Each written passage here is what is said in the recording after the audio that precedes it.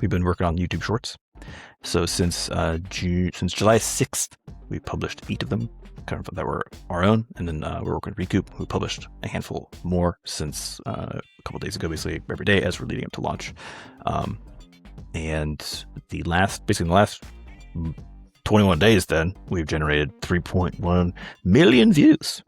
So again, for those of you who are like, I'm not going to do shorts, I don't know, man.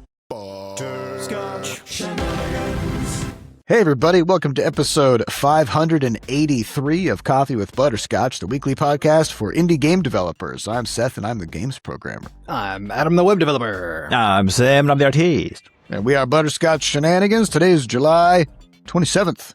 Woo, 2020 quick. It is 3 days till launch. Yeah. So normally we record on Fridays, but we punted to the start of the week so we could kind of see what happened over the weekend leading up to the launch of How Many Dudes, so we could have some numbers to talk about. Because there's kind of a... Stuff starts happening. About a week before launch, Steam starts showing the game in more places, and we had our embargo ending on the 23rd for gameplay. So we wanted to kind of see, are people playing it? What's going on? So Sam kind of compiled a bunch of info about what's been happening so far with the lead up to the How Many Dudes launch. So we'll review all that stuff. And then we also want to, toward the latter half of the episode, talk about what is it like to launch a game, and what are the, just sort of emotionally and also just organizationally, and what are the pitfalls, and how do we think about navigating just the absolute madness that comes with all of this? Because it's like, we basically work in sort of a cave for a long, long time, and then suddenly there's just this absolute frenzy of outside engagement where suddenly we're engaging with the outside world. And that can create problems if you're not ready for it. And you can go back to the last 2 episodes to get even deeper into the lead up to a launch. So the last episode is just about marketing and how to choose a game in the first place and all that kind of stuff. The one before that is how the development of How Many Dudes, from beginning to end, actually went. So we've got a lot of context in these last 3 episodes for what it's like to make and launch a game. It's sort of our How Many Dudes pre-launch trilogy, Yep. So Sam, if you just want to kind of run through, Sam compiled all the info about what's happened so far. So let's hear it. Yeah. So again, we are 3 days away from launch. The time the episode goes live, the game will be coming out the next day. So if you're listening to this or watching it, go get it. Go get it, because it's probably out. With that out of the way, we are currently at 281,000 wish lists. So for those who've been paying attention, that I think the last time we mentioned it was 10 days ago. Well, basically when we recorded an episode last, where we've gone up 36,451 wish lists since then, which is a lot. That's a lot, right? We were, again, our goal for How Many Dudes was to get 20,000 before we put the demo up, to make it launchable. And so 50,000 was then our next target after that, of a solid enough grouping for launch. And now we're well into the uncharted territory for us. This is the most wish list we've ever had for any game. 100,000 more than Crashlands 2 had at launch already. And we are a couple days away, during which time for this final ramp is always ridiculous, which we'll get into in a moment here. So yesterday was our highest wishlist day ever, with 7,920 additions. So that's the Sunday of leading up to launch. Yes. And a big part of that is we've talked a lot about the personal calendar, right? Especially indie devs are freaking out about it. We had a whole episode about it. It's turned out to be a very big boon for everybody, including us. So the important note there, and for devs in general, I think, is to note that it turns over on Sunday. And it shows the week like a work week. It doesn't show Saturday and Sunday also. So I think if you launch your game on Saturday and Sunday, I don't even know what the fuck's going to happen. Because did they even can you? I thought you could, yeah. So don't do that. Don't launch your game on Saturday and Sunday, because there's no spot for Saturday or Sunday, which is kind of funny. So it turns over on Sunday though, and displays like a work week. And that means that as of yesterday, then for some subset of people on Steam, How Many Dudes, actually the capsule art is now actually on the homepage of Steam, right? And then this morning when I checked, we pushed into popular upcoming, at least for some subset of the audience, right? If you're ignoring some games or whatever else, because there's stuff like Halo. Kind of back to that algorithmic stuff we talked about before, where a lot of these slots are zero sum, so if if you have just a little bit less activity on your game than another game that's releasing on the same day, then it's just an uphill climb, and it is the case. Actually, there are a couple of games launching on the same day as us that have quite a lot more wish lists than we do. Oh, a lot more, So fortunately, there's algorithmic aspects to it where not everybody gets shown the same games on the Steam calendar or on it's your personal calendar, right? So it's so we don't have to be the best, but we do have to be up there. You got to be the best in your best in class. zone. Yes. Yeah. So luckily, there's some other really really cool games called Cozy Corners launching same day as us. Good luck to them. I'm talking to them in the How to Market a Game Discord. They look like they're doing great. There's a bunch of other games launching basically this week and around the same time. They're all unfortunately we're all kind of hitting different audiences. Yes. Yeah. So which is one of those misconceptions we hear a lot too with newer indie devs is the idea that you're trying to show your game to as many people as possible. You're trying to show it to as many of the right people as possible. The people who will like it. Yeah. You would want to pick a game that a lot of people will like, though. You do want to try the niche to be big and powerful. Last week's episode. So in terms of some of the numbers that we're seeing there, so on the 25th, so this would be before the store page turns over, so the personal calendar of our week is actually first on the page now. So on the 25th, on Saturday, we had 10,000 visits from the homepage. The next day, again, the store page turns over now, we have 26,000 visits from the homepage. That's it's actually like a 1% click through at this point. Like there's so many impressions coming through. Our click through on the personal calendar, when it was just personal calendar stuff, was about like the highest it was like maybe 7%. And it's just been slowly going down and then rapidly going down because I believe yesterday we got like 3 million impressions. Yeah. And that's that effect of losing specific targeting, right? We're just becoming more visible. So those rates are going to go down because you're not being shown just to the people who Steam is already like, this person will want it, or who you've already driven to. And importantly, it doesn't seem like Steam's giving us that and then taking it away. So it's not like it's testing it and then being like, this is trash. So we don't have any references for like what numbers are good here, but it doesn't appear to be causing a problem for us. So that's good. Next up is basically talking about the embargo itself. So the embargo happened on the 23rd. Again, that's just a gameplay embargo that basically just says we give out keys on the 16th, 2 weeks in advance of launch, saying, hey, try and, basically, hey, hold your stuff until the 23rd so that everybody can have a chance to kind of participate, right? So as we talked about in the last episode, we're always just hoping that something happens. But most of the cases for us, again, and for indies in general, is like things happening on embargo day isn't always super common because people are like, well, let's get to it. You know what I mean? Like, what's the rush? It's an indie game. I'm going to be one of 5 people covering it. So we were pleasantly surprised because we had a handful of videos actually come out on launch. We had a handful of streamers with 1,000 to 5,000 concurrent viewers, both in English and Chinese. And so the embargo day was actually really good. And then since then, we've gotten a bunch of videos. So we've gotten videos from IMK, Dangerously Funny, Idle Cub, Dex. I like to see a bunch of these guys that we targeted who either covered the original or were just like kind of in our broader pool that we were hoping to get videos from.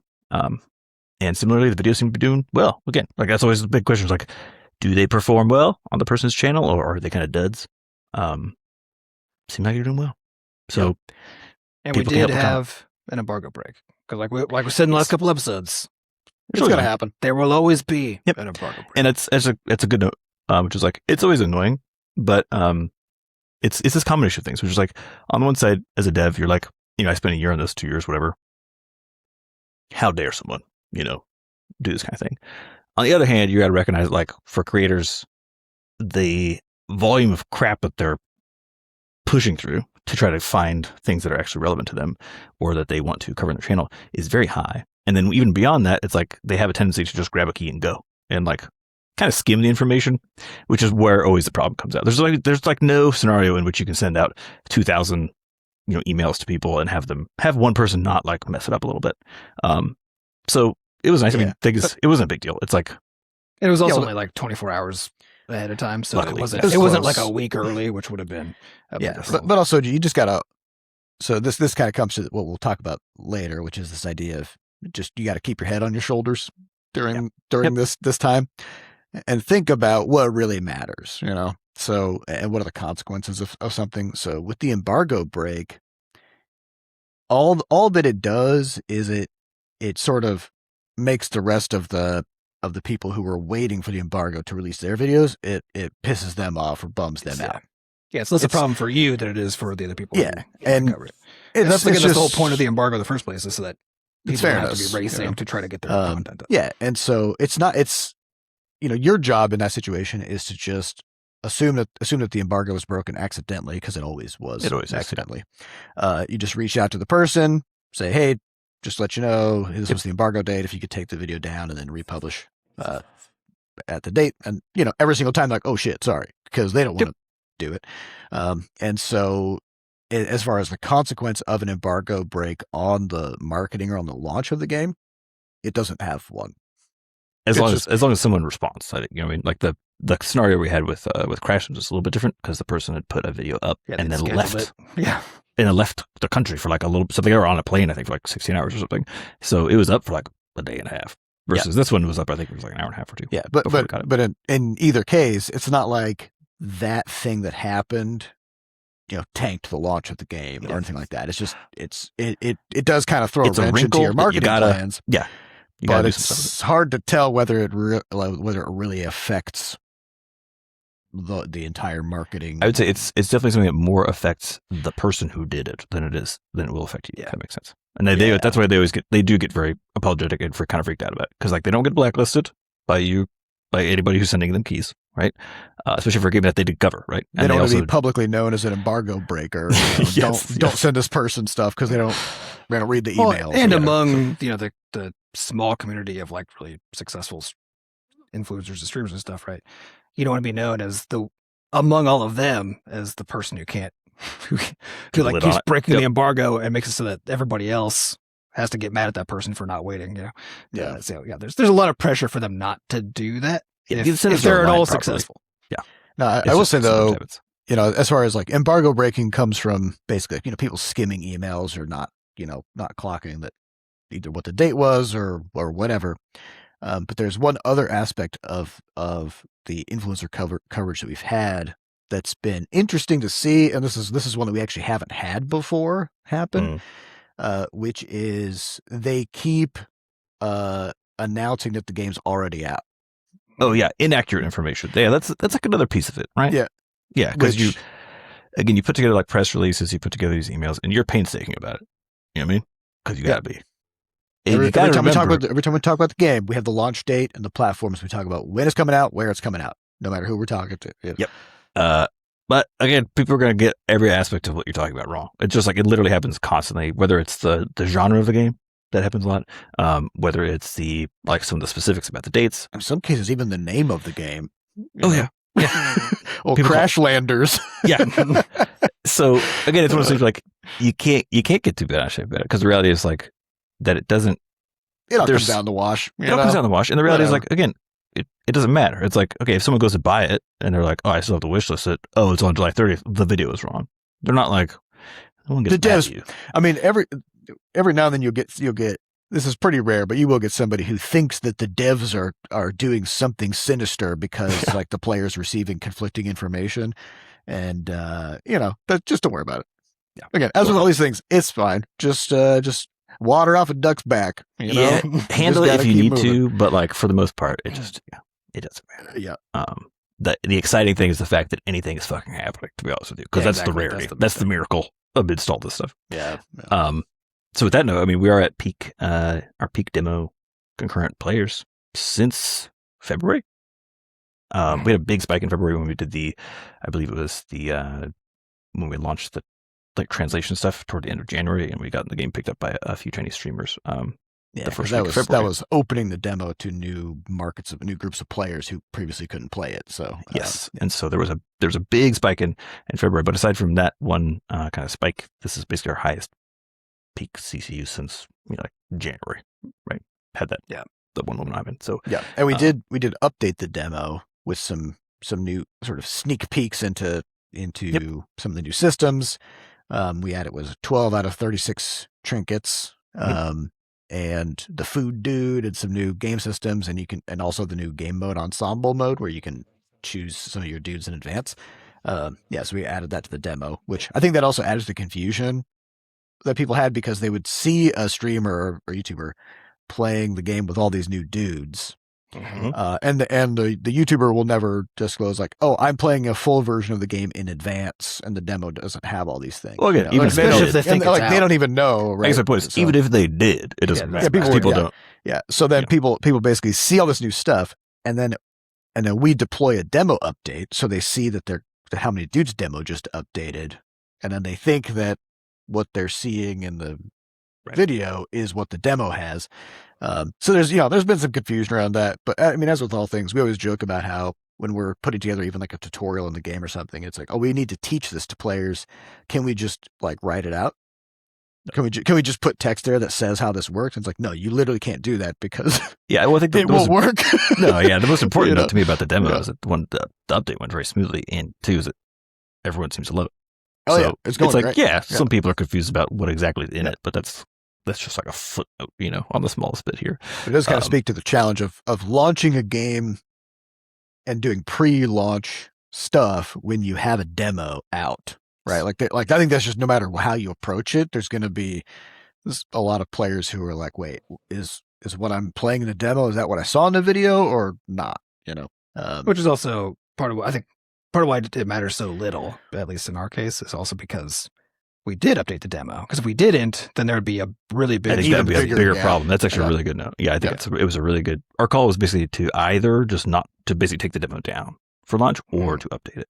And we had a bunch of internal debates about that. I think we talked about it a little bit on the podcast about finally deciding to keep it up. And I think if you just left your old demo up, I think that's a terrible idea. I say either take it down or update it. So there's at least more accurate confusion about what's happening. The update went really well, and one of the biggest challenges we had from going from how big the demo was to the 1.0 is the fact that we added a bunch of new systems to it, right?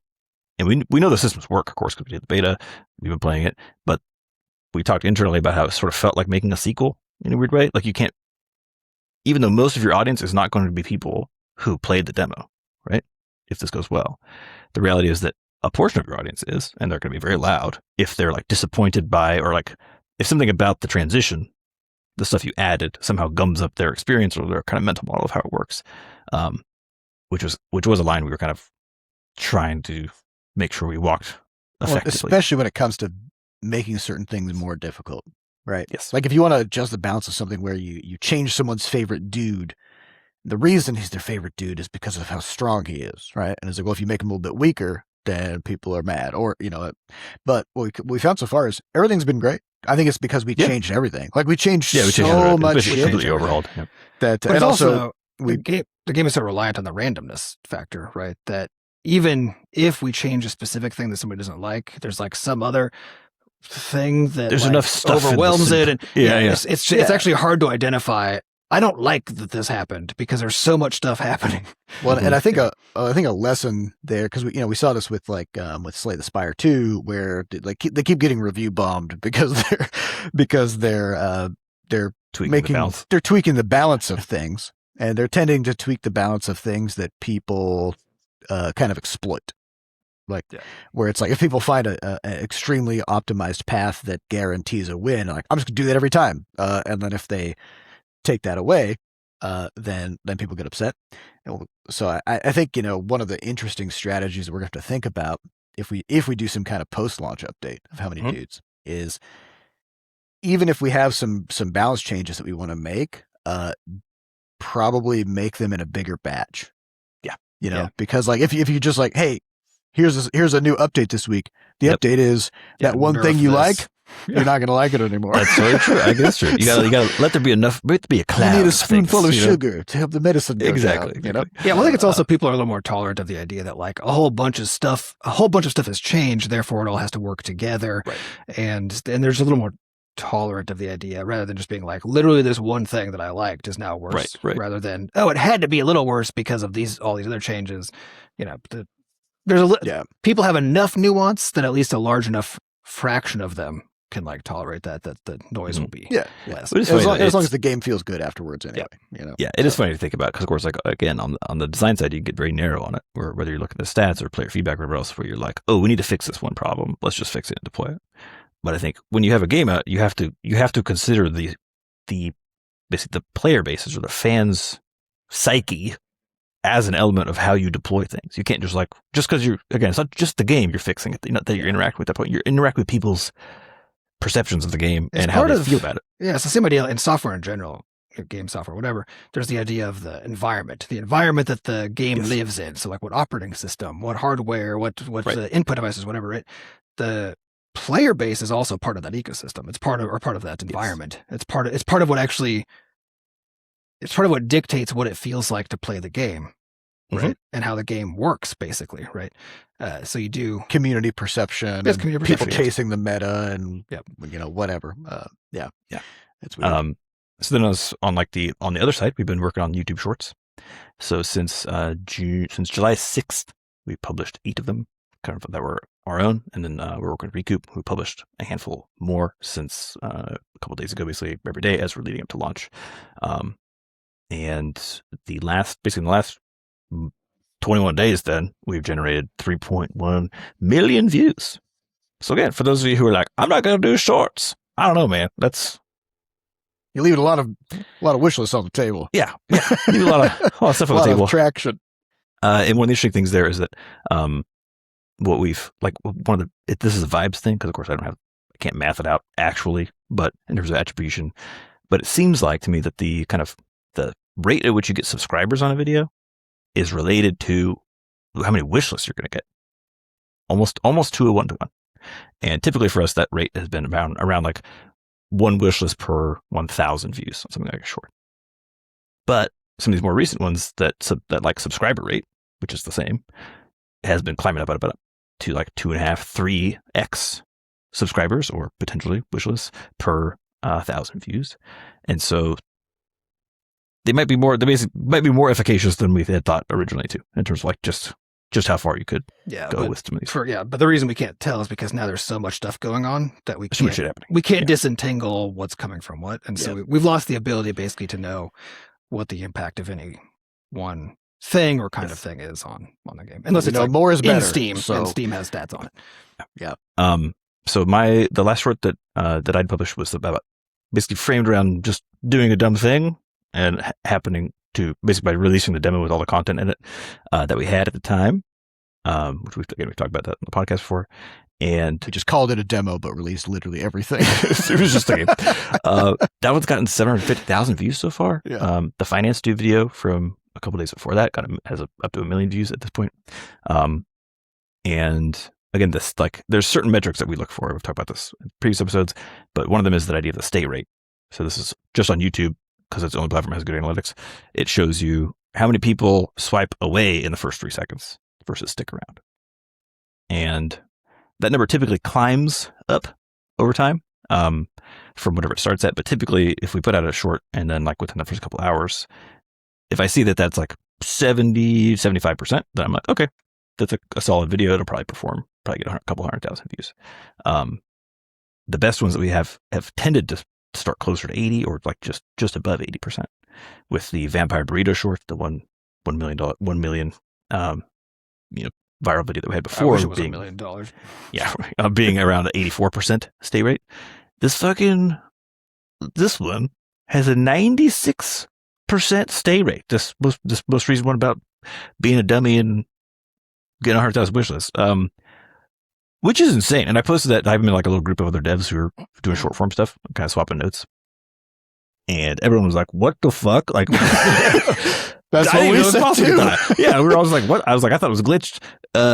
Yeah. We kept refreshing. It was like the next day, we're like, "Okay, maybe YouTube just like they showed it to like just a few people out of the gate, and we got lucky, and then it just hasn't updated, and then every day it went up. It keeps climbing." Yeah. And a big part of that is recognizing that a lot of what happens, and I do this when I'm looking at shorts, is like, if you swipe to a short and it's got like no views or like no comments or likes on it, you're much more likely to be like, whatever, fuck this, move on. And so as you accumulate the likes and stuff, then it's more likely that someone's going to hear out at least the first little bit of it. You know what I mean? So that's fascinating. Didn't know that was even possible. So that's a little feather in the cap, frankly. Yeah. On our But side, now it means we have a new high bar. Now that we know it's possible. I don't know if I'll ever get that high again. Because Yeah, it's like, wow, geez. I think just aim for 100%. I think that's Aim for 100. Aim for 100. How do you get nobody to leave? You need to make something so compelling that not a single soul on Earth would swipe away. Yep. Start it with "You're going to die," and then that one too. Wow. But yeah, so I already knew that. Swipe. Yep. yeah. Somebody So we did do a couple. We mixed in a couple experimental videos in there too, where I just like grabbed some other funny formats and tried ripping those. None of it really did much. They were fun to make. And the hope, as always, with all these is that one of these would basically be a less effortful approach than like fully scripting a thing. Because lazy devs, right? Like, lazy devs. Yeah. I don't want to do stuff. Hasn't worked out so far. Honestly, they're all the effortful ones are the ones that do well, but at least they do well. But yes, that's kind of the short side.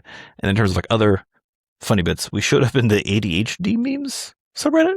So I don't know if you want to mention this one. I think it's actually because there's two. There's ADHD meme and ADHD memes, and one of them is like really popular, and the other one is less so. So I'm not sure which one. I'm not sure which one. Yeah. And I've actually been taking a hiatus from Reddit for over a month now.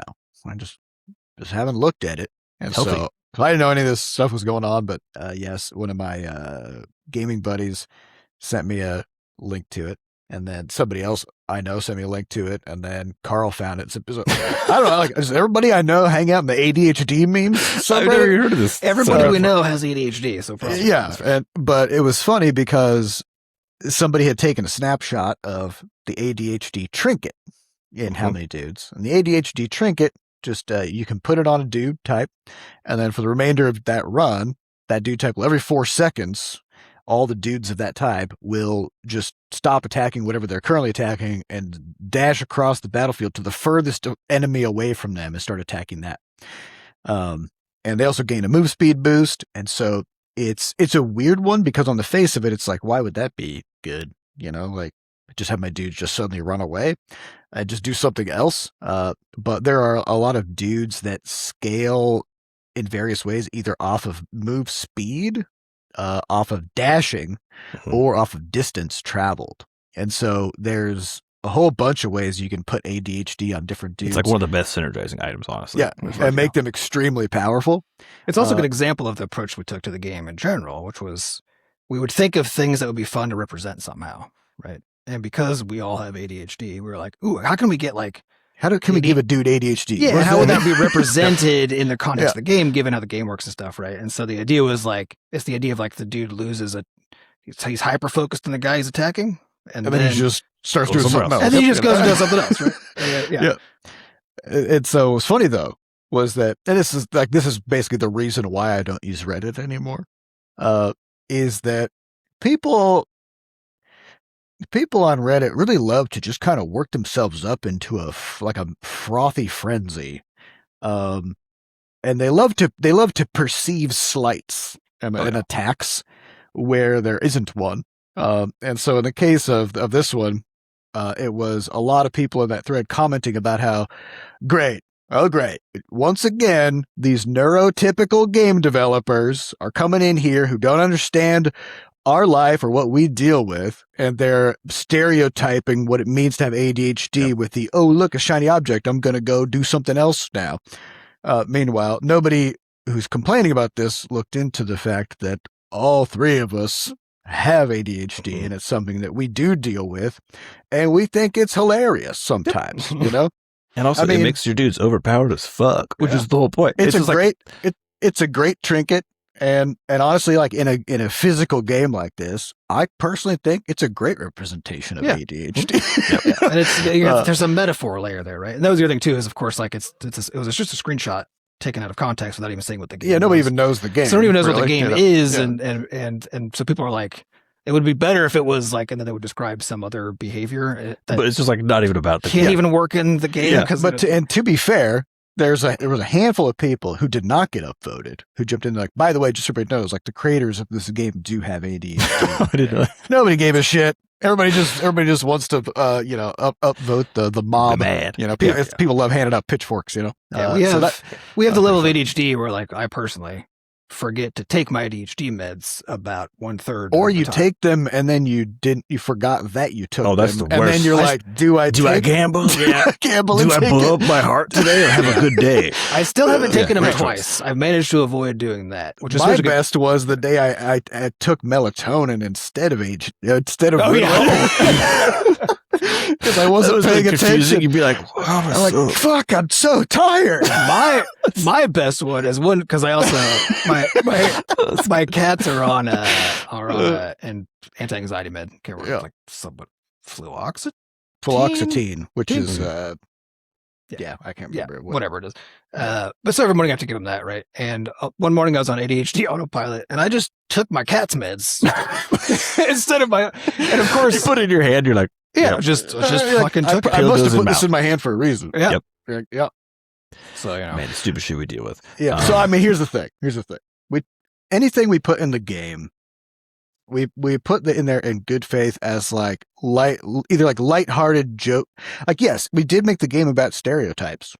Yeah. Right. Oh, like a lot of things. You know, Well, the it fact relies that like on them, of course. yeah, it basically it's the idea is like, can we take the essence of like a dentist or construction worker or a cyborg or whatever, and can we kind of like take the different tropes and things Yeah, it's that, all like, tropes that all the people way down. think about this, and can we turn them all into positives, right? Yeah. So like in the case of the like I love the construction dude, he has a lunch pail which you can get for him, and it's just like for every so much damage he deals, he gets to go on his next lunch break and he fully heals himself, right? Yep. And it's like, I mean, that's hilarious, but also it's a really fucking strong item, you know? So, yeah, we avoided because there are also lots of negative stereotypes because the game is about professions plus like fake things, right? different types of dudes. Different types of dudes, right? And but we avoided because there's like for every one of the types of dudes we have in there, especially the real ones, the ones that are sort of representing a job, right? Mhm. There are real and very negative stereotypes about those things, and we didn't represent any of them. Because everything has negative stereotypes. Yeah, you know? we only found positive, fun stereotypes or things that, at least in the context of the game, aren't portrayed negatively or don't have a negative even source, right? And that was also like our translator guide about like how to think about it, translate everything too. Very explicitly says everything must be nice, positively framed. you know? positively framed, And- no meanness. And we even had to define like what is a dude, and Yeah. we kind of defined it as like it's a person who is just really really into the thing that they're doing to the point where it sort of defines who they are, and they are really good at it, and they engage with it in a positive way, basically, right? And with others in a positive way. Like they're not weird about it. You know what I mean? they're team like- they're a team player, They're team you know? oriented. Yeah. Yeah, and so the idea of like there's a difference between like being a dentist and being a dentist dude. Yeah. You know what I mean? It's the next like level. anybody can go to dental school and be a dentist, but you got to be next level to be a A dentist. dentist dude doesn't go golfing on the weekends. A dentist dude studies A dentist dentistry, dude you know? dents on the Dents weekends. on the Yeah. weekends. Yeah. So I think there's the other funny part about this is Adam launched the Dudex, the How Many Dudes website, which you can go visit, which basically pulls all the info from the game, something Inset's been working on, and actually puts it into like a great representation of even like how the UI in the game works. Yeah, so just go to howmanydudes.com and then you can find it there. But a part of that is like, again, the game's not out yet. And so a lot of people are perusing it and then just asking like 1,000 questions about how things work or cackling about these various references. Or again, pulling things off to post on Reddit, I guess, and being mad about. But again, this is, as we're going to talk about the back half, this is just par for the course for putting a thing out publicly and having it actually get some traction, right? Yeah, it's great. It's wonderful. That You can have a lot of that, and it's really important, I think, to recognize when what people are reacting to is something that also does lack context, right? Again, like the vast majority of those comments, as Seth mentioned, anybody who had not played the game or didn't know what they were talking about, literally do not know what you're talking about, right? How this thing sits, how this ADHD trinket sits within the broader scope of the game, has a lot to comment about it because of how they feel about like how ADHD in this case is perceived, right? Yeah, in the but world. also it's their choice, right? I mean, Again, and that's fine. If But if the game becomes popular and the ADHD trinket becomes popular as a positive thing, blah, blah, Sure. blah, there will also be a lot of people who are like, ADHD is not positive. Yeah. It's just difficult to deal with. It's like, yeah, and it's the Fair. idea of like all these things are not monolithic, right? So we treat them to the best we can with care and empathy. You cannot fully represent anything in any form of media, in any kind of thing. And this happened on the shorts Some too. people will have a negative relationship with something. You know what I mean? So it could be anything. Well, and I want to mention, because this does happen on the shorts. Basically, anytime I reference any other thing, any real thing, any game, like Pokemon, for example, people chime in as if the reference to thing A, Pokemon in this case, means that I haven't thought about the fact that it could have referenced thing B, C, D, E, F, G. They're like, but okay, you mentioned like held items in the context of Pokemon, but this other game has like a way better representation of it. And it's like, I don't have time and it doesn't matter. I know. I'm well aware of this. I have 30 seconds. Let's chill out. Like, just enjoy it. The show. But also, like, the fact that they comment on the video, that just helps the video. You know what I mean? So, it's fine. So, like, you don't have to do anything about it. Yeah. It's recognizing basically where you have actual, what I would call player feedback, which is useful information about how the game is being experienced, versus sort of general population feedback. And where you have stuff just random. It's just random all over the place, you know. And like, you got to be, you do need to take care to, I think, mentally understand the difference between these things, because it can be hard. Well, I think importantly, you have to develop the hardest skill for a human to develop, which is just let someone be wrong on the internet. Yeah. Just let them. Yeah. Don't even worry about it. You'll see it. You'll be like, I know that this is completely wrong. And you just got to walk away. Or don't even worry about the wrongness. Just let someone else on the internet have whatever feelings they're having. Yeah, just fine. That's fine. They have a right to be wrong. You know, it's fine. They feel however they like about it too. Yeah. The only, we'll probably get into it later on, but the reason also, besides just the emotional impact of those things, right, is the real worry that people work themselves up into a lather at scale and then cause harm, right? But that's where review bombs come in. Yeah, review bombs, that kind of thing. Yeah. So you don't hit that point. Yeah, but that's usually when you're actually fucking up. You know what I mean? Well, exactly. Like I think the main thing is if you actually are treating this stuff carefully, with empathy, and you're launching a game that isn't bug riddled and like all that kind of stuff, right? Then I think that's how you avoid most of it. But of course there are just truly. Well, that's how these things stay as small sparks that die out. They're not like a problem for you in the long run. The only other kind of funny note, less funny, I guess, but like random, was that Apple's using our feature art on another game's feature on the App Store. Yep. We're pretty sure it was Apple, because we don't think that the devs of that game. It was not. I guarantee you it was not the devs. Because the dev is actually another one of the devs that makes shorts. I don't know him personally, but like I've seen a bunch of his shorts before. The game's called Some of You May Die, and it's also an auto battler. I think what happened is I think they somehow accidentally fucking crossed the streams, because they're like, oh, it's like an auto battler launching this period. Question is, will our game end up with their box art? That's what I'm not worried about. I will send them an email today to confirm. They did get it fixed, I believe, sometime in the last 12 hours or so. Okay. But that was wild. I've never seen that happen before. I've never seen that. Don't know what the deal is there. And again, I can talk about it because it fucking they did it. It is very public. So they definitely did it. Very surprising. And just a reminder that, again, like all these big platforms, it's just people. It's just people pushing buttons. People push buttons. So yeah, we will be checking in. You'd be really surprised. I think people are really surprised, because we engage with all these big platforms. People would be shocked at how much of what goes on in these companies is fully manual. By small numbers of people. Like they could have 80,000 engineers, and in some cases they do, and yet nearly every process they have internally is a person typing a thing into a spreadsheet and then emailing it to another person. Yeah. Is Steam the only platform right now where if there's going to be some featuring opportunity or something like outside the normal stuff, that also goes through the back end rather than no, if you get the pop-up thing, I believe the pop-up is still a manual, just a thing they'll email you over. Okay. Yeah. Yep. They'll be like, hey, send us a PSD. There's no place it goes. It's ethereal, Yeah, it's all, again, there's lots of moving parts here, which is why like anytime you're doing multi-platform launches, you just start feeling kind of insane by the end of it, because you're trying to make sure nobody else fucks it up on top of you not fucking it up, right? Just a lot of pieces. So luckily, again, also we did get Steam Deck verified. Oh yeah. So all right. Tell us the saga. We have an episode from last year of trying to get Crashlands 2 Steam Deck verified, because we That was a nightmare. We broke our backs trying to get them to approve it, and we had full controller support. We met everything, and they were just hyper scrutinizing it, and we were getting more and more kind of freaked out because it was approaching launch.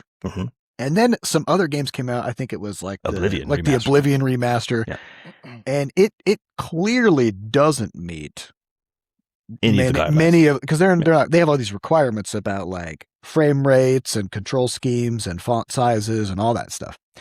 And it clearly broke several of those requirements, and it launches Steam Deck verified. And we're over here hyper scrutinizing every requirement, making sure we check all the boxes, and we just keep getting rejected. And we're like, what in the fuck do we need to do? Right. So with how many dudes, we're like, honestly, it would be great to be Steam Deck verified, but we'll just that would require full controller support, because that's required. Full controller support with on-screen display of the buttons and stuff like that. And so, well, we don't want to do full controller support because that would require a huge rework of the UIs. Too much work. So we'll just set up a controller template or whatever it's called, a config. So that way when you play it, it does work great. Yeah, it's it comes prepackaged with the config that we put together, and so that you can use the B button and the trackpads, and we added key bindings for all those things. But we definitely do not have, we don't meet the text size requirements. We don't meet the controller support requirements. And so we sent a note to Valve just being like, hey, we want to apply for Steam Deck playability. It's playable. It's playable on Steam Deck. That's all you need. But we have no chance of being verified. Why do we care about this? The reason is because it gives you potentially another slot on the fucking homepage, because there's top games played on Steam Deck, right? So we wanted to be in one of those slots around launch. So we wanted people to at least know and have it marked as playable, right? Because we weren't going to go for verified. And so we sent that request, and they were just like, nah. Yeah, first they said, no, we're not going to. They're like, we're not going to look at it because there's not enough interest in the game or something. Yes. And we were like, oh, that's surprising. This is at the point where we had 200,000 wish lists. We had other stuff going on. Yeah. So we're like, okay, so we're a month to launch or so with 200,000 wish lists, and that's not a high enough bar to get them to look. I don't think they actually explicitly told us. Well, they did that. They did that kind of corpo thing where they say there are many reasons why we won't look at a game, including player interest, and then a couple. It was player. Yes, it was player interest. Was very specifically. Yeah. So in other words, they're saying this game's not popular enough for us to bother with. Which is clearly a change, because Crashlands 2 had far fewer wish lists at the time and they were very thorough with their review of Crashlands 2. They put a lot of time into it. And so we were like, I guess we're just not going to have Steam Deck. All Hopefully right, post launch. So we just gave up on that. And then just out of fucking nowhere last week. Yeah, just got an alert. Hey. We just get a note that says, hey, how many dudes is Steam Deck verified? Cool. Why? What happened? What? And here's the thing. It shouldn't be. You know what I mean? It should be playable. It should not be verified, and it is. I get it. I think I don't know what they're doing over there. I think it sounds like they're transitioning to a more basically as you get closer to releases when they're actually going to bother looking at whether you hit certain guidelines. Is what it seems like, because all the games we looked at, a bunch of games that are coming up recently, and it's basically all the games that were within 2 or 3 weeks of their launch suddenly seemed like they were getting verified or something and again, this is don't know this for a fact. It's just if you just kind of look at the patterns of games getting deck verified, it's within 2 weeks of launch. All the games that recently got verified are coming out at the same time. So whatever. I think they're just not bothering, and maybe they're just doing some rolling thing where it's if within 2 weeks of launch you're above X, then they'll go look at it.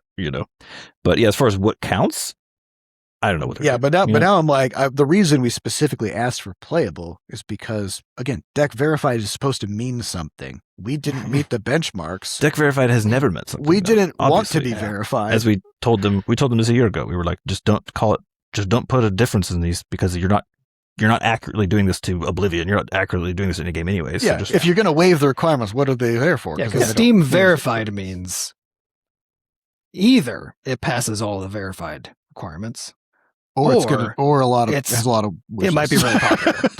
It means one of those two things. Yeah, but I think it sounds like it's leaning more toward basically less about the more popular thing and more just does it play well? Does it play well enough? But they haven't changed their guidelines too.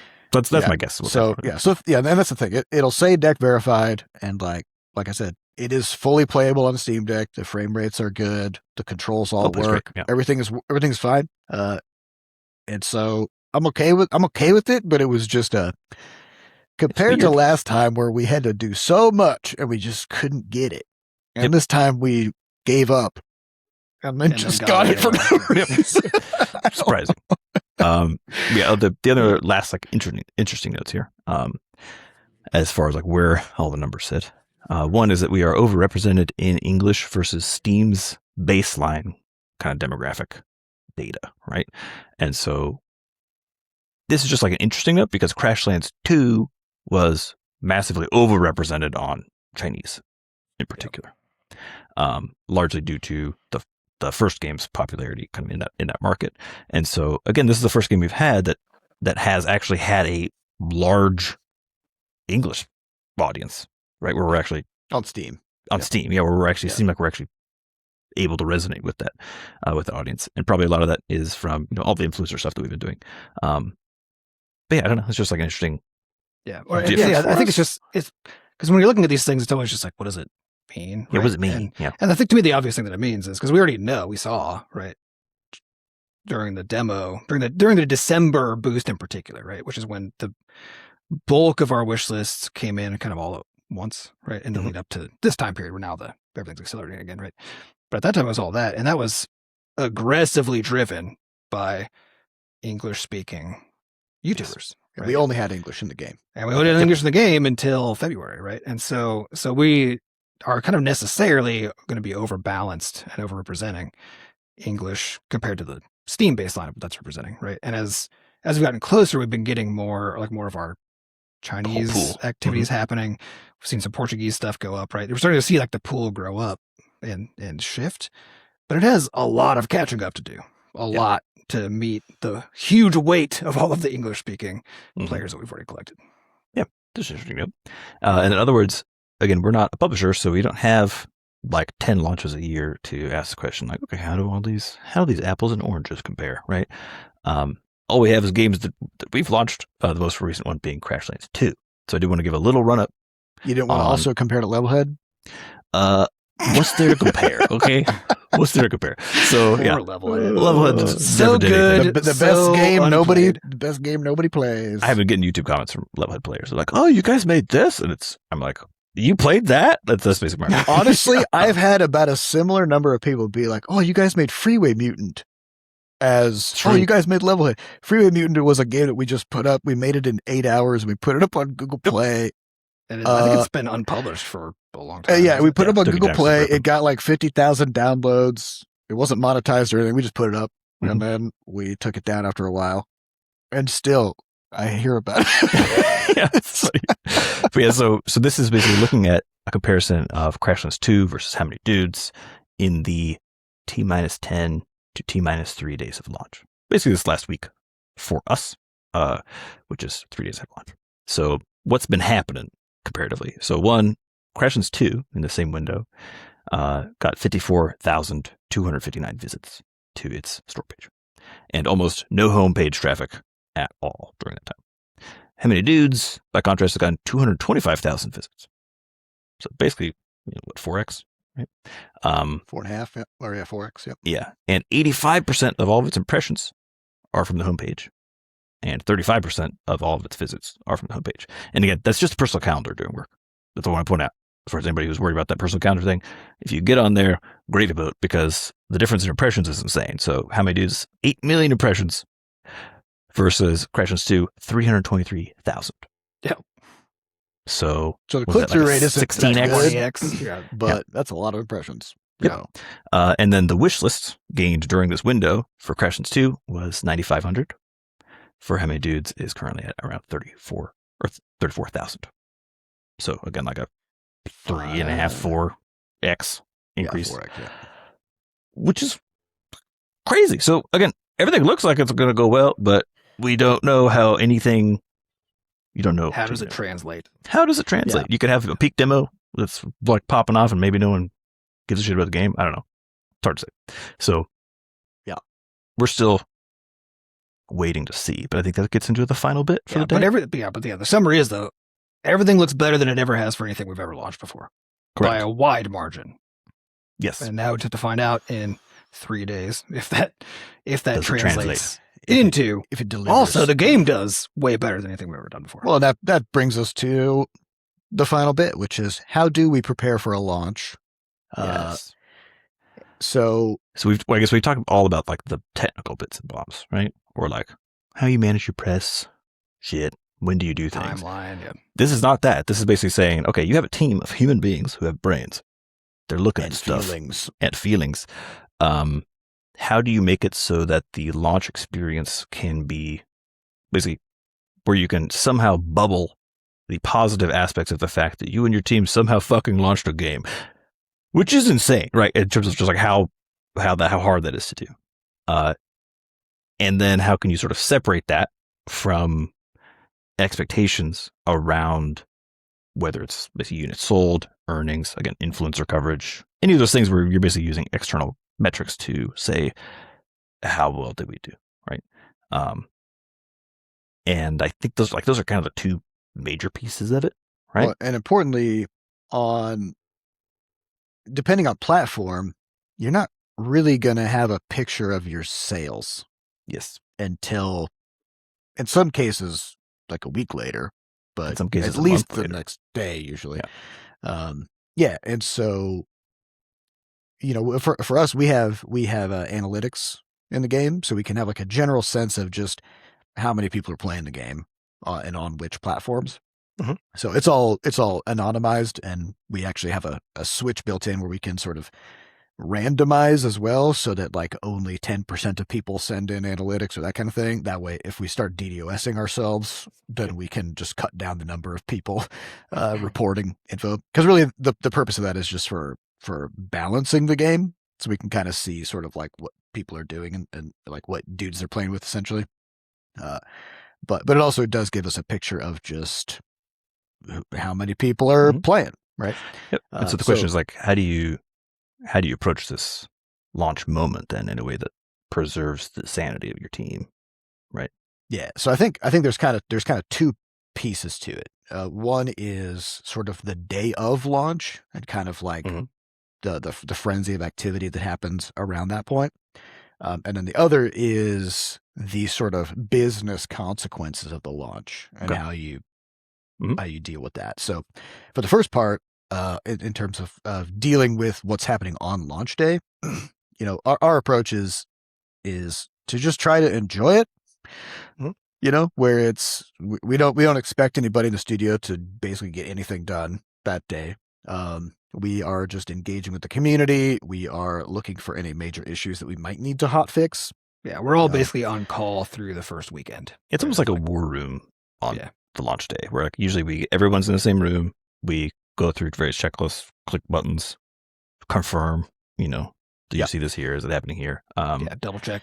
Everything gets double and triple checked as we go. Yeah, and then once all that happens, then you're looking at charts basically for the day, right?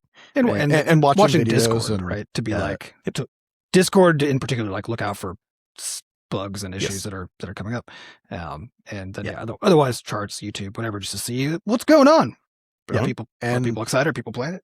And there's a lot of there's going to be a lot of positive attention if you got a game that people like. There's going to be a lot of that stuff, which is always super gratifying to see. It's great to see people enjoying the thing you made. There's also going to be a smidgen of negative stuff, right? And in some cases, like back when we made Crashlands, I'll never forget the Destructoid article. That was essentially, I was supposed to review this game, but this game is so fucking bad that I can't even bring myself to play it. So I'm not even going to give it a review. So that'll happen. Yeah. And the thing is, like original Crashlands had I think it was a 93 Metacritic score for mobile reviewers. And so despite that, you'll still have somebody who is a professional reviewer who comes in and is just so sour on the thing that they're just like, I can't believe people like this. This is garbage, So you'll have that, and you'll also have kind of like the thing we talked about with the ADHD memes thing, which is like every now and then there'll be a person or even a community of people who kind of come in just assuming bad faith and just in some cases will accuse you of doing shady or underhanded things. Usually it's just stuff that either like you didn't even think about or the person has some kind of a misconception about it. We even had somebody who somehow imagined that we had set our launch date to a certain day. Even though we've never done that. We never said that the date that they were thinking. And when they looked and saw that the game was coming out on the 30th, they assumed that we had done something like announce a launch date to build up a bunch of hype and then moved the launch date so that we could do it again, I guess, so that we could kind of like have two launch ramps or something. Which is also a funny misconception about everything because also it's not how anything works. Nobody right? cares about a game launch announcement. Yeah, and so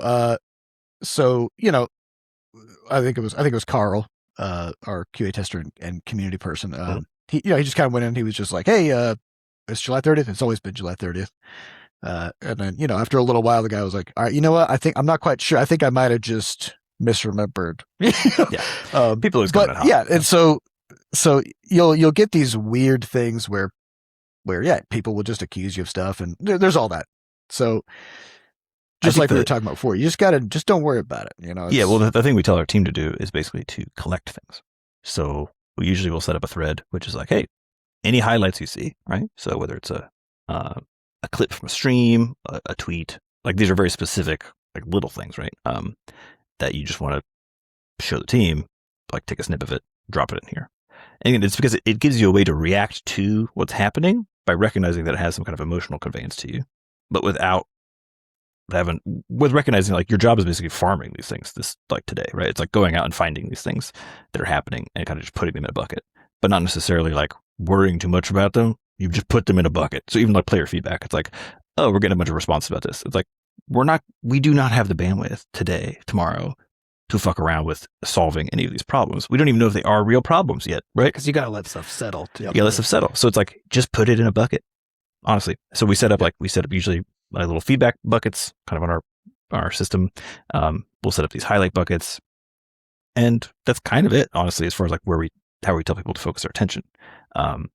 Because the thing you don't want is, again, for people to I say that the team is there to support someone reading a shitty comment or bringing something in where they're like, hey, there's this like, I don't know, there's this weird like argument happening over here. And I'm feeling kind of weird about it. Or like, should I hop in? The answer is always no, typically, as launch day. You're too hot. Like there's too much going on for you as a person to kind of be in the weeds on a negative thing.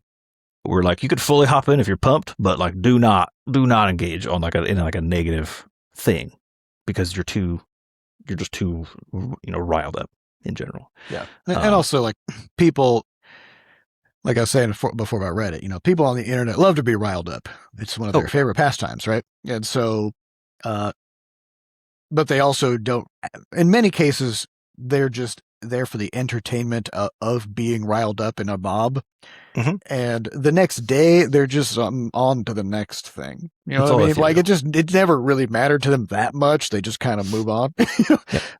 And so that's why, like, if you see that there's like some people talking about something in a negative way, if then like the next day that is sort of escalating or something, then like maybe, but also again, like everybody assumes bad faith, right? Yeah. So if you jump in and try to say something about it, you have to be very skilled at that. There's a really good chance that it's like your Miranda rights. Anything you say can and will be used against you. None of it will be used to help you. It will only be used against you. And we are talking about the best case scenario, right? Where what people are talking about is a misunderstanding, is wrong or whatever, right?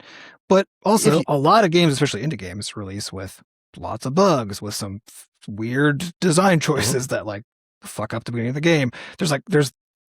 There are a lot of things that players will get riled up about more fairly. And those are even harder for you to argue. about. Yeah, and the Well, delivery is rarely kind. I think is the important. It's rare, right? yeah. And so I think that I mean, the response is, I think the only appropriate response for those kinds of things is like, "Yep, we're working to fix it." You know, sorry, we're trying to fix it. assuming or you are. again, no know? response. You do not have to urgently respond to things. I think it's really important. Yeah. You do, and I think you should not. That's true. Frankly. Yeah, trying to treat things as super urgent. Yeah, almost like just fucking do not just like we'll just watch because Unless the reality straight up, like you've got what was that in Diablo 3, like error 32 or something, where it's like half your players can't even play the game. You know, that's at that like point, that's like real issue a problems. statement. Yeah. That's not just like watching things happen. That's real problems. Yeah. That's what I mean for clarity. We're talking about like the best case scenario with your game and all this kind of stuff. You mean it's not broken? Yeah, it's not broken, and you aren't doing the things that people are claiming that you're doing, right? Then the best. And we don't even need to get into what you should be doing in the other scenario because that's for you to figure out if you found yourself in that situation. Yeah. But yeah, it is. You're not going to gain. Just much do your best and try or not to get anything. sucked into a quagmire. Well, there's a reason though. There's a really good reason, which is that if your game does well, it's going to be hitting, even if it does fine, right? It'll be hitting just a much bigger audience than you've had. And so you are going to find actual problems like bugs. Yeah. I mean, like problems, crashes that show up, data deletion.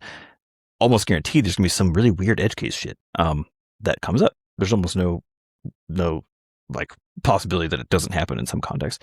And the issue is that if you're sucked into some stupid fucking argument with some people on the internet about some specific thing, you are not, your bandwidth is not there. It's the thing that matters. Yeah. And well, so even if you disengage from the argument, you're fired up.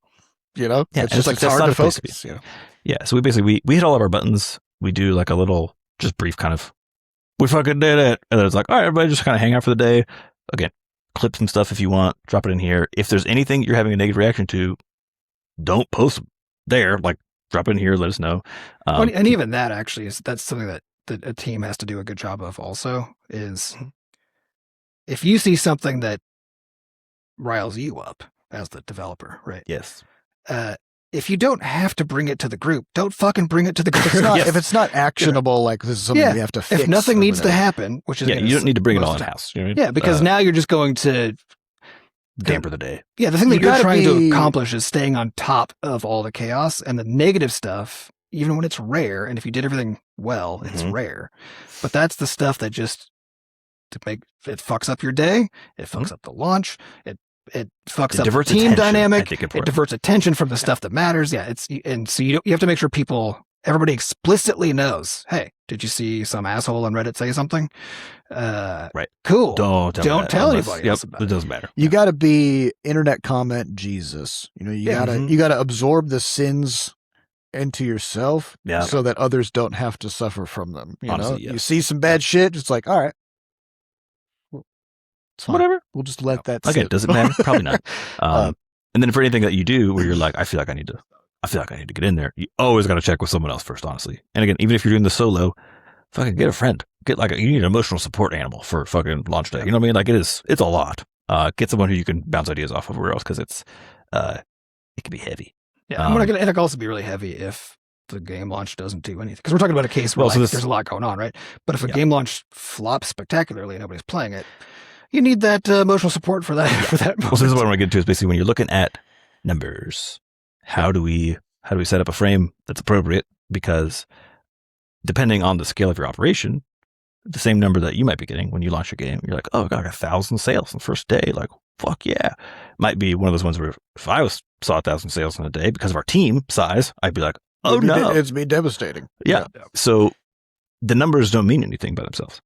Context is very key. And your whole team does not always have full context, but they will want it, let alone just you yourself. And so before the launch, we typically will do a kind of we call scenario planning thing. And this is very back of the napkin math, but it's just setting, it's just setting expectations for everybody. So we know that like when we go look at the numbers, let's say we sell 10,000 units, that all of us have talked about what that means in this context, so that one of us isn't like, oh, that's great. And then the other one's like, actually, we're fucked. And then there's that weird, terrible aspect of that, right? You want everyone to be like, no, we're fucked. Yeah, 100%. Honestly, yeah. Well, you just want everyone to be on the same page. We're all on the same page about how bad this is. Yeah. And so that is the last piece of it, I think, that we typically do, which is like first the three of us, and then during launch day, we'll let everybody know kind of what the numbers are looking like at certain kind of intervals.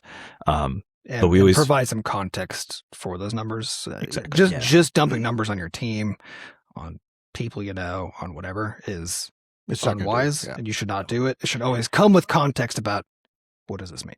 Yeah, and so for context about this idea of scenario planning, so the idea there is to establish several possible outcomes. So you might have your worst case scenario, but maybe unlikely is maybe you just don't sell any copies, or there's a Steam outage, or maybe likely depending on how you're leading into the launch. Yeah, maybe something weird happens. There's a Steam outage, and nobody can see your game on launch day. That can happen, and it has happened. So the worst case scenario is always basically 0, no matter what is going on. Right? And then you got kind of like your bad / suboptimal scenario, which is like somewhere below break even, where we're actually we will have lost money. And you want to sort of understand what the range of sales would be for that in, say, like your first week. And we also try to think about like lifetime. So it's like, so we go say, like day, week, year, and then lifetime. Yeah, because it's like a game doesn't have to make back all of its dev costs on day one or even week one. Yep. Not at all. For us, if we say like, okay, if it pays for itself over a year to 2 years, then it paid for itself. And then at that point, it's profit. Ideally, it's shorter. And that's also the useful. To me, I would think of it as a year, right? A year is a good benchmark. Yeah, you got to pick something, and also you operate on the scale of a year, really, because that's when your taxes are due, and all this, right? So, but identifying what your costs are, I think, is the place to pin it, right? So you're like, so rather than being like, what if we sell 10,000 units, or what if we sell 0 units? That's the wrong direction, right? You want to say, what would have to happen for us to break even? What would have to happen for us to be doing great so that we can make the next game, so that we can do, whatever, like figure out what those are, and then kind of back compute out what that would mean for how many sales you need that first year. And therefore, what does that mean for how many sales you need in the first week and the first day, right? And that's how you're getting those rough estimates of how are things going, and which band is it fitting into? And then over time, you can start to be more precise about the band, because there's no sense in even the first week being like, okay, we're going to make exactly 25% of the revenue that would be breaking. Like there's no point in doing that. But you want to know, like, does it look like we're underneath? Close? Yes. Are we close? Are we above? Where are we at? Right? Yeah. Because you'll have to move on and start doing the next thing. Well, that's you have all the information. And that's the final part of this, of scenario planning, which is the whole reason you plan out these scenarios, is to then also decide what you're going to do in those different scenarios. Because what you don't want is to not anticipate that something bad is going to happen, then the bad thing does happen, and you haven't thought ahead of time about what you're going to do about that, right? And that's basically a rough timeline. It's a very rough timeline for just what you're doing next. That's kind of how we treat it. It's just if A then B, if C then D, right? So if we and it can be very rough. You don't need to make the full plan, right? Because no, you shouldn't make a full plan, because it's almost guaranteed to change. Is the truth, right? Yeah, because the worst case scenario is like somehow it's a full flop. We don't sell any units, right? It's like, to me, that means we don't know how to sell games. That's what that means, right? Which to me means some kind of intense pivot. I don't know what kind, though. We don't need to figure that out right now. Provided the flop is due to something. Yes. Right. So like I was saying, like Steam goes down, something, right? Or you fucked up the save system in some final patch or something, and like everyone's just like, the game sucks because it's broken. Even then, like we've seen so many games get, sell 10 million copies with 30% positive. You know what I mean? Like it won't be your game though, or our game. No, it's not gonna be your game. It does happen. That's true. Yeah. So selling the game versus the game working well aren't necessarily connected. So the reason that's why you typically will do this with anybody who's also in this decision-making capacity on your team. Like you crunch these numbers either together or have someone crunch them and then like talk about them, so that it's very clear when you're. If you're a solo dev being supported by a spouse or friend or whatever, family, right? You have that conversation with them. Who's got skin in the game, basically. Whoever's got skin in the game, where you say, okay, based on the math, if on day one we sell this many units, that's good. Like we're now above some benchmark. If we sell below, like well below, that's going to mean that probably we're going to have to pivot in some capacity. Over here, if we sell in like this kind of middling capacity, we'll figure that out. But that probably means either sort of trying something less interesting to fix the game, or just treating it as a basically bad scenario. If it goes crazy bonkers, then we'll kind of figure out what more content we want to add, or kind of just a vague. Yeah, and I would honestly say the most confusing and difficult outcomes are the slightly below break even. Yes, they're also the most common ones, unfortunately, I think. Well, the most common is way below break even, but just statistically speaking. Yes. Yeah. Right. Yeah. Sure. So it's like, if you make no money, right, then it's like, well, the next move is pretty obvious, yes. which is cut and run, whatever that means, right? But it's like, if nobody buys your game, then you don't need to do anything else with that game. It's on to whatever the next thing is, which might be another game, or exit, or a different pastime. Yeah. Right. But like, you definitely don't need to worry about that game. It's that thing's cooked, right? But if it's like, if you get like a pretty good amount of attention on the game, but you then end up with like you just don't quite make enough money to justify the dev costs, and you still have to support the game, and you have this smallish community who really like the game, but nobody else does, then you've got to decide, do I commit more resources into seeing if I can grow this game, which is going to be what you feel like you should do. And sometimes kind of is, but it really depends on, again, the context is very that hasn't worked for us. And then it's like, if the game is a bit above break even and things are going pretty good, then it's like, oh yeah, and then you feel totally fine, and you're like, yeah, people are liking the game. I'll put a little bit more time into updating it, just whatever. Yeah, it becomes easy to not realize how much you're increasing the cost. Yes. Yeah, but if the launch already puts you at an understandable loss, where you're like, well, that didn't pay for itself, but if you're just under it, that's that really awkward, like, ugh, we just gotta kind of. And we did say day one, but I would avoid day one stuff. Day one can tell you, generally we use was this a huge hit or was this a total loss? It can tell you that, right? Yeah. But it can't tell you anything meaningful really in between. We think of it as like first weekend gives you enough info to start making some guesses more about kind of where you're going to land.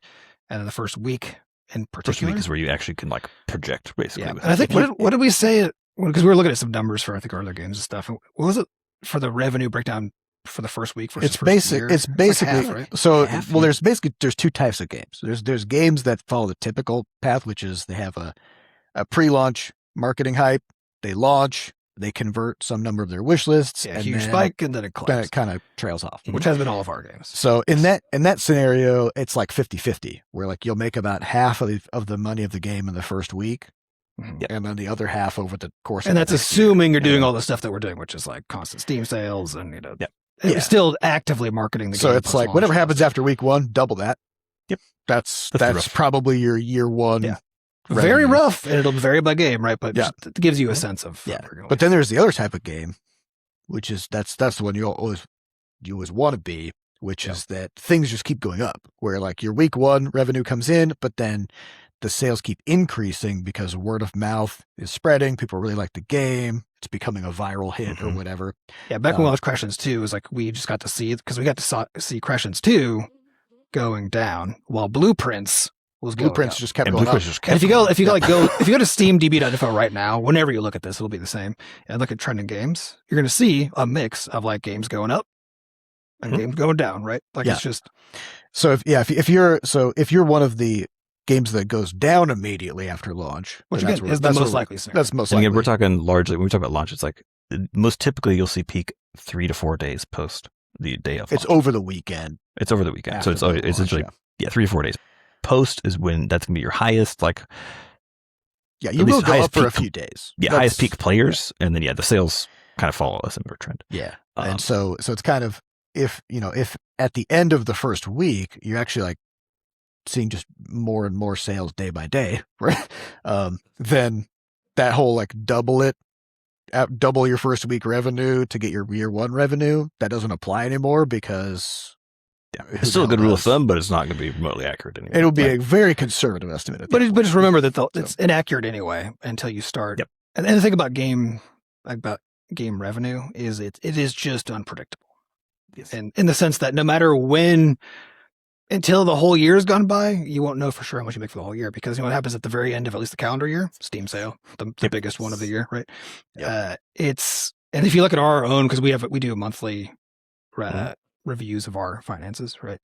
And month by month, could be a 5x difference of how Wild much variance. Right? It's like a huge variation. Did you get a daily deal this month? Yep. You know, for one of your games? Because that'll blow your numbers up. Yeah, and for a so sec. what we're talking about is like the very average, very rough behavior, and again, based on doing all the stuff you should be doing post-launch, doing every sale you can, participating in every event that Steam event that you can, all that kind of stuff. All that stuff adds up a lot, and that's how you get there. But it is going to be which is all basically to say, like, if your week 1 goes by, you're like, okay, if I double this, I will break even. Now I start making plans, assuming I'm breaking even, right? Where I would say, if that projection puts you at breaking even, that means you're in tenuous, risky waters, because it could go either way. Who knows, right?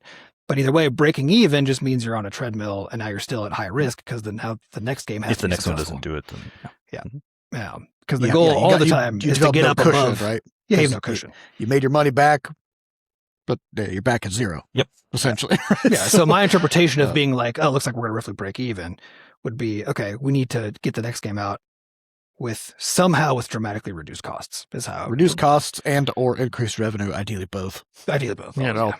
Yeah. The one you can control is cost. Yeah. And most of this conversation has been focused around the Steam angle of this, and it's because on the mobile side, the like Play Pass revenue, we will literally have no vision of it until the full month is gone. So I assume, because we're launching on at the end of the month of July, I assume we're not going to get like 1 day of July in a be able to know essentially within. But it's also because they do it based on a computed shared pool, right? So Exactly. they have some calendar event or periodic event where they sync it up, and they then look at all the playtime across all the games in the portfolio, and they do some weird math. We're going to do all of our thinking about this with regards to just the Steam numbers, because those are the ones that are like the most accurate and the easiest to understand. Knowing that there's some big ass question mark that we don't get an answer to basically until 6 weeks from now, right? With regards to the mobile revenue side of things, how much money we actually get paid. Yeah, but we have some guesses there based on how like Crashlands 2 did. Yeah, what kind of users? If we look at like Crashlands 2 Steam revenue versus revenue from all of mobile, which is mostly from Google Play Pass, then trying to make, but again, these are not comparable, right? Because Crashlands 2 really big in China. It's not available in China. Google Play, right? Mm-hmm. So there are all these things that make it just literally impossible to like take any information that exists out in the world, your own games, anybody else's games, any information at all, and be like, yep, I know exactly what's happening. Yeah. But that's why you set these bands.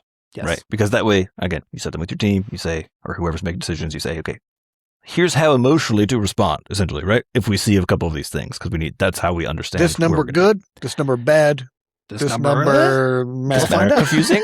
This number wait and see. It's usually what it is, right? Yeah. Well, and also that important bit we kind of went over really quick is we do review our numbers every month, right? And we have a computed conservative, but realistic conservative estimate of what our runway is, as in like looking back at the past year, average that out, be like and then add a decay function to it that looks like what our past decay looks, right? So we do all that kind of stuff to be like, okay, if things basically keep kind of going the way they are, nothing really big happens and nothing really horrible happens, right?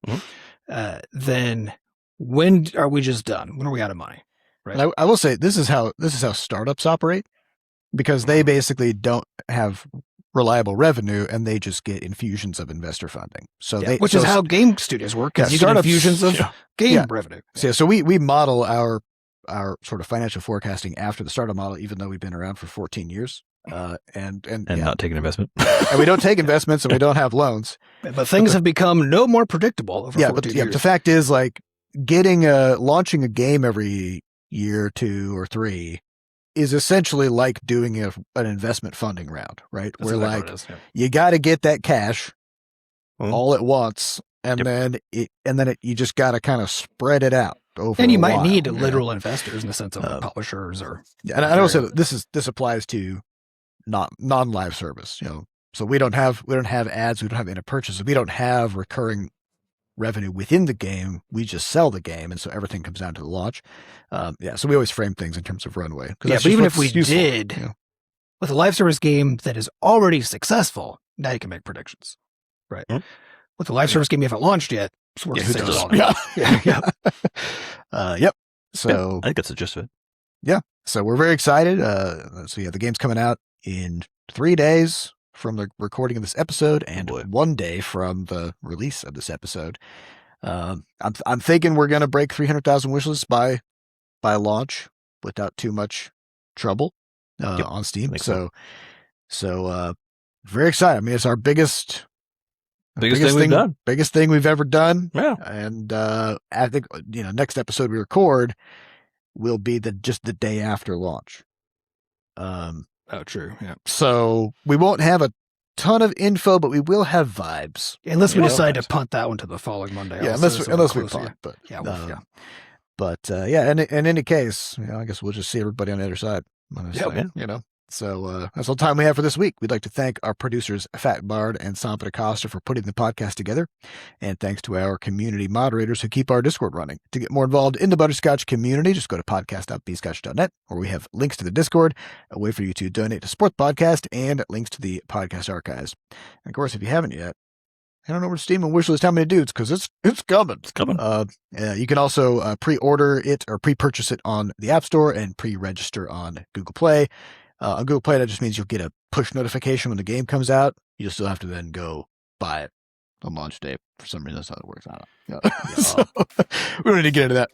But yeah, that's all we have for this week. So thank you all for listening, and we'll catch you on the flip side. All right. Bye. Goodbye.